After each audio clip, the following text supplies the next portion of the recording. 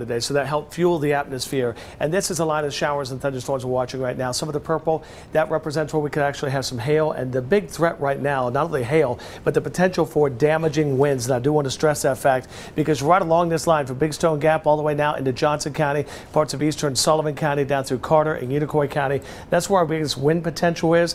That's why we have the severe thunderstorm warnings, not only for the hail, but the winds. As we are going to look at our velocity mode, let me show you that, because you look for the bright reds in here, and that's where those very high winds have been already here at our studio. We've had winds gusting over 30 miles per hour, and you're seeing some of the bright red banding here right over Sullivan County into Unicoi and Carter County. So watch out for this. This area right here from just east of Gate City, stretching now just to the east of the Tri-City Airport. That most likely would be our highest wind potential. If we could query that there, Jeremy, we could see some of the winds in this area. And again, keep in mind, some of the higher winds aloft gets transported down to the ground. So there's a possibility of maybe 40 to 60 mile per hour wind gusts in here from Mendota to Hilton's down towards Bluff City and the Bluntville area. And you're seeing some of the high wind potential here. And this is all moving towards the east.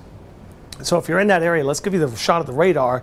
That's what I want to point out, because East Tennessee, Southwest Virginia, if we could go back to that line of showers and thunderstorms right here from Big Stone Gap, stretching all the way down to Bristol, stretching into Carter County, that is a little bit of a bow echo here. That's where we've had the wind potential. That's what moved through Greene County. That's why we've had the damage reported in Greene County, getting some reports of some trailers, at least one trailer there with some damage. And the severe thunderstorm warning again, Jeremy, until 2 o'clock. Is that correct for these counties? Yes, until 2 o'clock, actually till 2:45 for Sullivan County, Carter County, all the way up into Southwest Virginia. Those have been extended to 2:45. Yeah, and that's if we can let's turn on our hail parameter just to give you an idea, just to see if these are actually producing some hail. And there's a pretty good wind core as well right there. You're seeing some hail definitely through parts of Scott County. Also, that's going to make its way into Washington County, so be on the lookout for that. Pretty good hail core. And again, if we get the hail, most likely it's going to be smaller than quarters, but anywhere from pea to maybe nickel size hail. And again, that's just north of Gate City, south of Big Stone Gap, and also coming in just south of the Bluntville area. And again, that's a hail core. And let's keep this particular view and take a look at the wind parameters here, the velocities, because some of these thunderstorms definitely have that potential of producing the high winds. And there again, that's some of the red, the bright banding. That's where we could see some of the higher wind gusts. You got to keep in mind, if you're east of the Tri-Cities, you've seen more sunshine. These showers and storms are approaching. We get this downdraft of air, which actually can bring some of the higher winds down to the surface. And that's why we're looking at this, and there is a concern there for some damaging winds across parts of Scott County, now coming into Washington County, Virginia, and also into Sullivan County. All that again is going to make its way towards the Bristol area, eastern Sullivan County, and eventually into parts of Washington County. As we give you that broader perspective, there's that line of storms we're watching. We'll go out the next hour, and you'll see how that is forecast again to make its way off towards the east and the northeast. So especially Southwest Virginia, if you're living towards Richlands and Smith County into Washington County, you want to be on the lookout for that. That whole line moving eastward. And if you have any pictures of any damage, we'd love to see them. You can send them to us at our address. That's pix at wjhl.com, or connect with us on our social media sites. You can connect with us on that as well. Our Facebook sites, many of us have that. WJHL and Jeremy and I both have Facebook sites as well. So if you're getting some damage from the winds or some hail, we'd love to see that once you're in a safe location. But definitely, Jeremy, that storm threat's still with us. And that tornado watch, if we could take that, exactly. That's still in effect until 8 o'clock tonight. Mark, that you know, the severe threat unfortunately is going to continue into the afternoon. In fact, as we look at radar across Middle Tennessee, and this tornado watch was issued probably about 30 minutes ago, and you can kind of see that because of this system out across Middle Tennessee here, this has had starting to produce some severe weather across Middle Tennessee east of Nashville. This entire system is going to be heading right on in towards the area. So there's that watch, that newly issued watch here for middle and eastern parts of Tennessee back into Kentucky. And then also, of course, we had that watch earlier today that included North Carolina.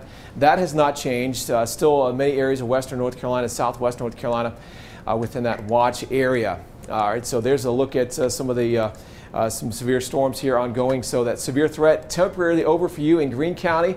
But again, those severe storms certainly making their way through the Tri-Cities. And so this is again the history of producing some very intense winds, and this was about 30 minutes ago, and Mark's putting that in motion here, and you can see now that those warnings have been extended out towards Mountain City and in towards Glade Springs. If you're watching us, Abingdon, it's been pretty quiet so far. Probably noticing some dark sky off into the horizon there. And so again, certainly some strong, severe storms. Looks like that might be an issue right here.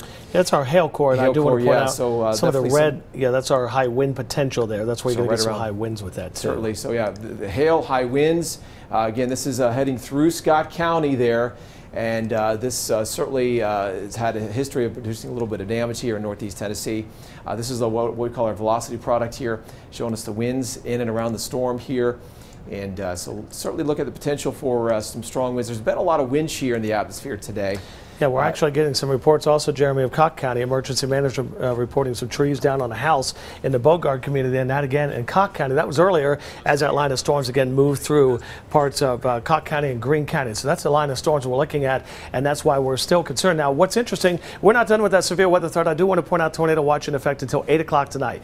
Good reason for that. If you switch over, Jeremy, while I'm showing this to our water vapor imagery, we have got a large upper level low that's approaching, and as a result, we have seen a lot of sunshine across parts of the mid-Mississippi Valley into East Tennessee. So it has destabilized the atmosphere, and that's why we're looking. If you take the lightning and the warnings off, this is the upper level low, and that's going to scoot across the state. That's one of the concerns now why we're still looking at tornado potential, as we have a southwesterly wind aloft, and then this huge upper level low going to make its way into the region from the west. And already the atmosphere decoupling here, we're looking at a better chance of strong to severe storms there. And as that moves eastward, our severe weather threat stays with us now for the afternoon hour. Possibility of damaging winds that'd be in excess of 60 miles per hour, large hail, 1 inch in diameter or larger, and that tornado threat continues. So yes, we have our thunderstorms over us right now, but this is with the upper level low, and that's again going to dominate our weather for tomorrow. So you got the home barometer. We talked about this yesterday.